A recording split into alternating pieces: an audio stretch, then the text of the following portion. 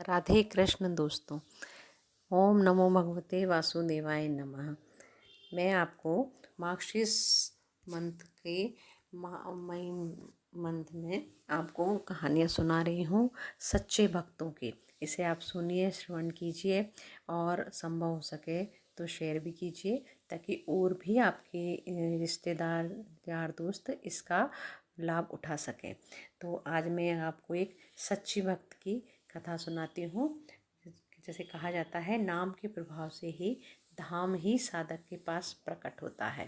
तो राजस्थान के बीकानेर क्षेत्र की ये कहानी है। तो एक गांव में एक गोपाली बाई नाम की भक्त रहती थी।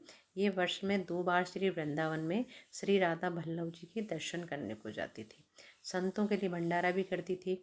उसकी श्री वृंदावन धाम और रज में बड़ी श्रद्धा थी। माता पिता की वे एक ही लड़की थी। बहुत प्रयास करने पर भी उसका विवाह नहीं हो रहा था।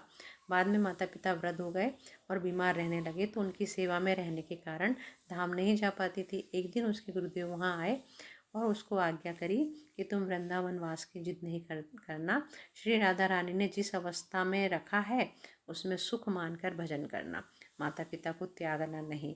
अपने मुख से सदा राधा वल्लभ श्री हरिवंश श्री वृंदावन श्री वनचंद्र इस कीर्तन का जाप करते रहना। कुछ वर्ष बाद माता पिता का शरीर शांत हुआ। अब वृंदावन जाने का सोचती तो स्वयं का शरीर भी कमज़ोर होने लगा था। आसपास के लोग उसको कभी रोटी दाल आदि दे जाया करते थे। एक दिन उसको लगा कि अब मृत्यु निकट है।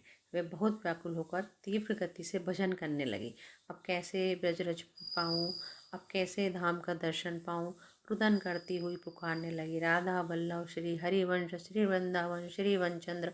उसी समय उसने देखा कि वे जिस चारपाई पर पड़ी है उसके बगल में यमुना जी प्रकट हो गई हैं। सामने श्री गिरिराज जी प्रकट हो गए हैं। ये अनुभव कर रही थी कि यमुना जी किनारे उसकी चारपाई पड़ी है। यमुना का दिव्य नील वर्ण अत्यंत स्वच्छंद जल है और उनके भीतर अलौकिक स्वर्ग कांति के मत्स्य कछुए हैं। गिरिराज जी स्वर्णमय दिखाई दिए। कुछ देर में गायों के गले की घंटियों की आवाज़ आई और श्री कृष्ण बलराम जी हजारों सुंदर गायों के साथ दिखाई दिए। गौ माताओं के चलने से जो ब्रजरज उड़ रही थी वे उसके अंगों को स्पर्श करने लगे। भगवान की गोचारण लीला को देखते देखते दिव्य श्री वृंदावन धाम के मध्य से उसने प्राण त्याग दिया।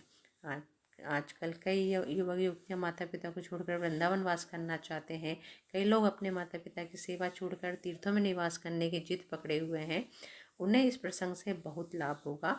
कि मैं ऐसा आशा करती हूँ कि हम जहाँ चाहते हैं और जैसी हम भावना बना लेते हैं, हमारा विग्रह हमारे भगवान वहीं हमें प्रकट होते हैं। इस कहानी से हमें ये शिक्षा मिलती है दोस्तों कि अगर आपका मन है और आपकी सुविधा है और आप सामर्थ्य है तो आप ब्रजरज में ज़रूर जाइए, वृंदावन धाम जाइए, मथुरा जाइए। ब्रज में भगवान का तीर्थ नहीं, भगवान का घर है। सामर्थ्य के अनुसार हमें जाना चाहिए। और अगर फिर भी आप नहीं जा पाते हैं तो अपने घर में ही रह के श्री कृष्ण का विशेष नाम जप कीजिए, ध्यान कीजिए और विश्वास कीजिए कि जो आपकी एक और जो अंदर शरीर है, इस शरीर के अंदर भी एक सूक्ष्म शरीर है। उस शरीर से हम कृष्ण के दर्शन जरूर पा सकेंगे। धन्यवाद दोस्तों।